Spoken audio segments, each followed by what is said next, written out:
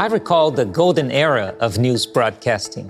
I remember as a kid sitting with my family watching the news broadcast, and that was our window to the world. Whatever came to the screen is what we saw as the real world. Today, there are so many screens, there are so many sources of information. We really have difficulty believing in everything we see. So it's important for us, with this multitude of screens and sources, to bring back to society the trust we used to have in the news sources.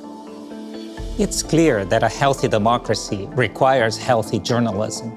Yet, in the current climate of fake news and polarized political events, people around the world are having a tough time relying on the mass media.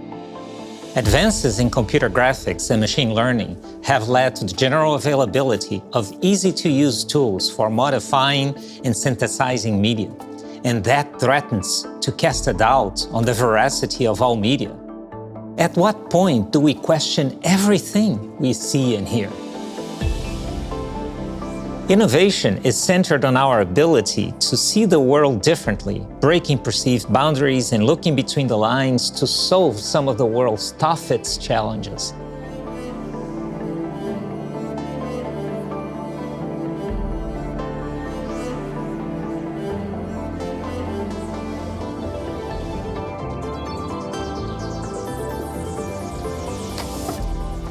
Since its inception, media manipulation has come in many forms, the most dangerous, seamlessly tiptoeing the line between fact and fiction. Sometimes even videos and images that have been just slightly cut and manipulation can modify the meaning of what you're trying to say. With the evolution of AI, we're going beyond just simply cutting and pasting. With deepfakes, we can create videos and images that really mimic the likeness of a person, and that can have very harmful effects. Today, creating deepfakes doesn't require Hollywood-level resources anymore. Thanks to the widespread and easily accessible AI technology, anybody can create really convincing deepfakes. So convincing that no person, or not even AI technology itself, can detect if the media is a fake. All this begs the question, as citizens, how can we be sure of the authenticity that we're seeing? Can we trust our eyes and ears? In principle, the answer is no. In the long term, detecting deepfakes will not work because of the increased sophistication and ease of use of the AI tools. So, what can we do if we can't detect the deepfakes?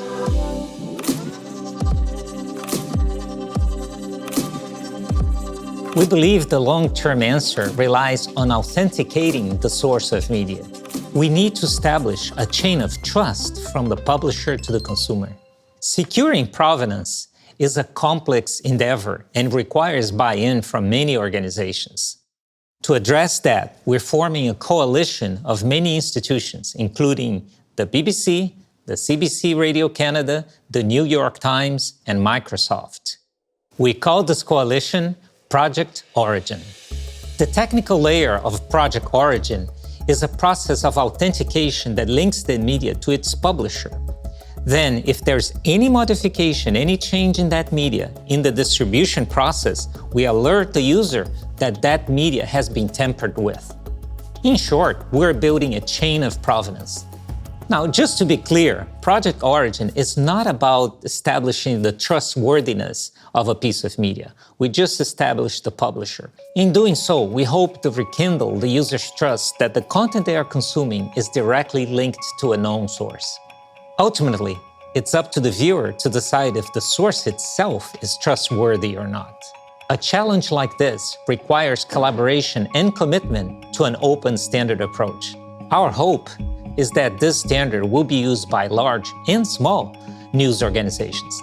To solve the media provenance problem requires multidisciplinary teams. We need expertise from technologies in media processing, security, as well as understanding of the publishing processes of news.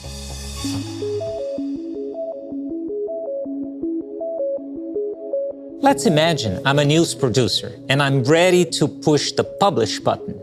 As part of the publication process, the new tools will create a digital fingerprint that gets stored in a cloud service. In return, I receive a certification of authenticity, which then gets stored in a distributed ledger. The advantage of a distributed ledger is that you have multiple servers spread across companies. That means there is no single controlling entity. Instead, you have a federation of entities. Much like a blockchain, the databases are cryptographically secure.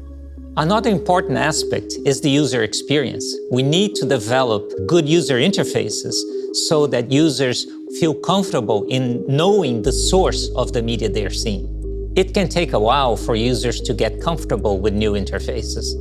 What we hope to see in the future is that all publishers will use a verification system like the one we're designing that will allow people to trust their chosen media sources. A significant first step towards rebuilding trust is the establishment of a formal industry standard for media provenance.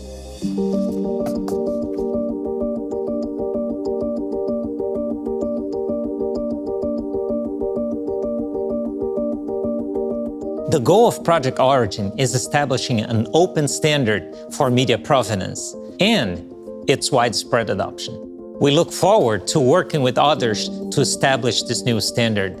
There's no one company that can solve this problem on their own. When it comes to our news and media, trust is essential in safeguarding our freedom and democracy. Every step Project Origin takes is a step towards protecting that trust.